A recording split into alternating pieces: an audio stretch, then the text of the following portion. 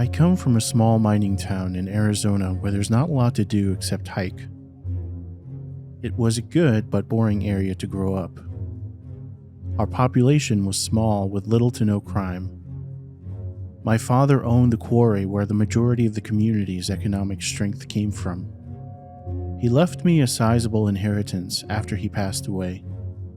I bought a truck and a house out on the plains with a basketball court and a pool. That was the sole extent of my lavish spending, but it was all I needed. Unless you count pizza, I didn't have many vices to blow my fortune on. I've never been an avid partygoer, luckily. Like a lot of people my age, one indulgence I did have was watching YouTube. Urban exploration became a most searched category of mine from 2009 on. I became a subscriber of a content creator and urbex vlogger named Isolation Infinity. He kept himself anonymous and did not show his face. He used footage of the haunts he went into as captured by the body camera strapped to his chest. His voice's baritone became a signature element of the channel. He traveled all over the world and went to many chilling places. These included vacant hospitals, asylums, morgues, and train stations. He even stumbled upon a murder in progress once. A homeless man had stomped another transient to death in a farmhouse. This was a controversial decision. It almost resulted in a lifetime ban for him from the platform. The clips did help law enforcement later on, nonetheless. He was also arrested a few times for trespassing on famous estates. The Houdini Mansion in Los Angeles was one of them, but none of his fans held this against him. We respected him for being willing to get into trouble with the law in pursuit of the next viral video. Late last year, Isolation Infinity announced he was going to have a live face reveal.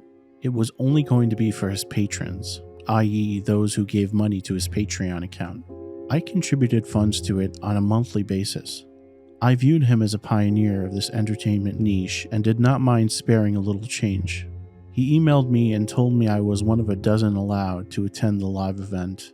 He further stated it would be a password-protected chat room. He also promised an exclusive video which would not make it into the public video lineup. I was more interested in the latter than the former.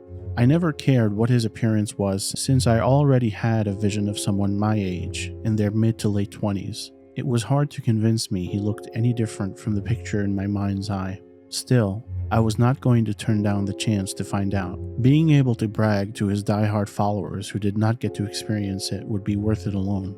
The night of the scheduled face reveal, I booted up my PC. I kicked back on a lounge chair in the second-story room of my house, which was my entertainment space. It was complete with video game consoles and my beloved Alienware computer.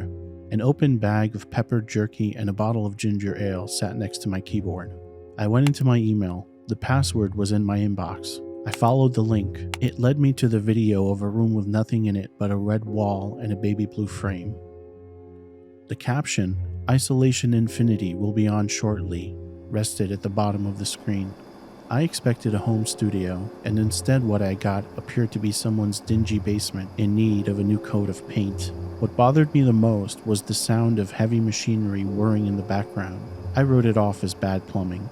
A man came into the frame. He was slim and wore a trench coat with maroon buttons on its front. He reached down, grabbed the lens of the camera, and shifted it upward. The familiar voice we had all grown fond of started to count down. "Are you ready to see who I am?" Isolation Infinity asked. 1, 2, 3, 4.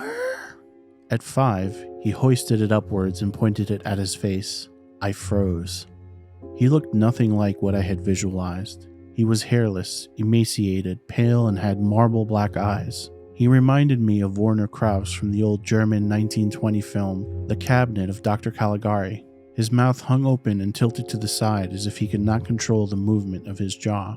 The most alarming thing to me was not how his features were not flattering. That explained why he valued being off camera for most of his career.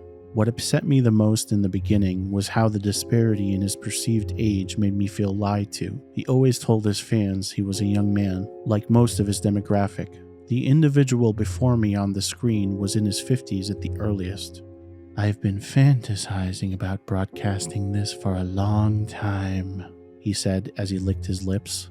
"You have made this possible, and so I need to show my appreciation and give thanks the most sincere way I know how."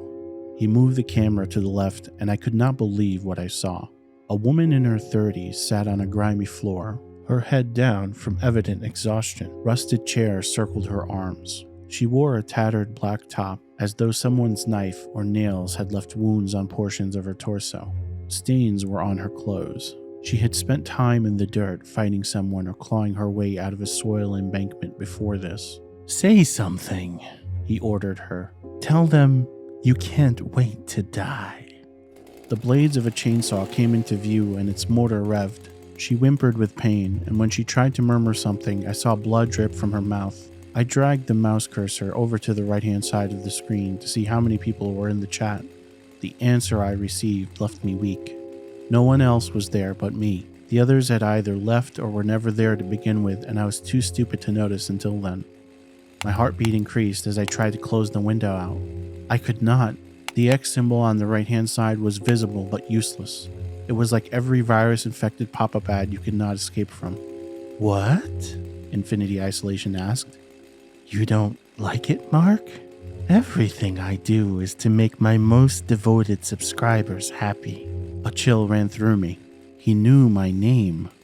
It took me a second to realize he had gotten it through my membership to his Patreon. The fact that he was aware of how I was his only subscriber worried me. Was I going to be the sole witness to a barbaric act of murder? "Calm down," I reassured myself. "This is an elaborate prank he's recording right now. He's wearing scary Hollywood makeup and she's an actress. This is all for the sake of getting more views. The chainsaw has to be a prop bought off of Etsy.com. Still, my hand inched towards the phone to call 911. The way the woman expressed her misery in the moment was all too convincing. I held my device closer to my ear. "I wouldn't do that if I was you, Mark." He stared right at the screen for a moment, his eyes making perfect contact with mine. "Can he see me?" He lifted the chainsaw above the woman's head. He brought it down with a noise from his throat which sounded like a cross between a scream and a laugh. A fountain of gore spurted out. The lens got hit with crimson bubbles. He cackled as I unplugged my computer. I carried it downstairs to my car and drove to the nearest police station. I filled out an incident report in an office with a dying lamp and the scowl of a detective facing me.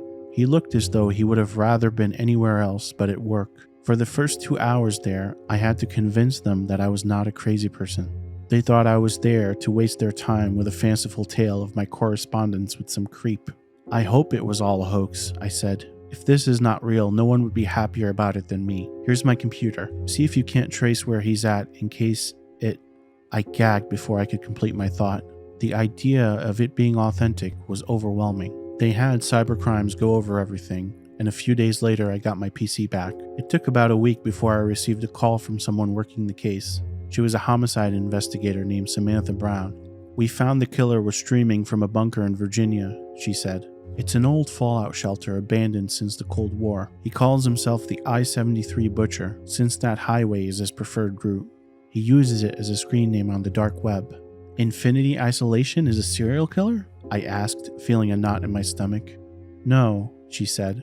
"The real Isolation Infinity is someone else. This maniac poses as famous people. He uses a combination of tools, including voice-altering software and encrypted Wi-Fi. He hacks into their accounts. He gets a thrill out of making complete strangers watch his acts of terror. His tech-savvy ways also allows him to be in control of other people's webcams, and we don't know how many he has breached. He is on several most wanted lists of different agencies.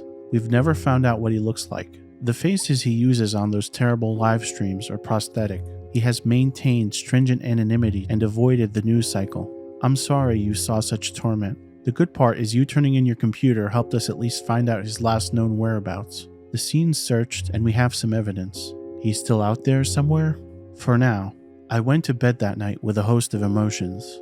I felt violated by a complete monster that sabotaged my privacy. Moreover, I felt dumb for getting swindled. I still feel shivers over the fact that he is not apprehended. Word of what happened got to the real Isolation Infinity, who has as of late deleted his entire channel.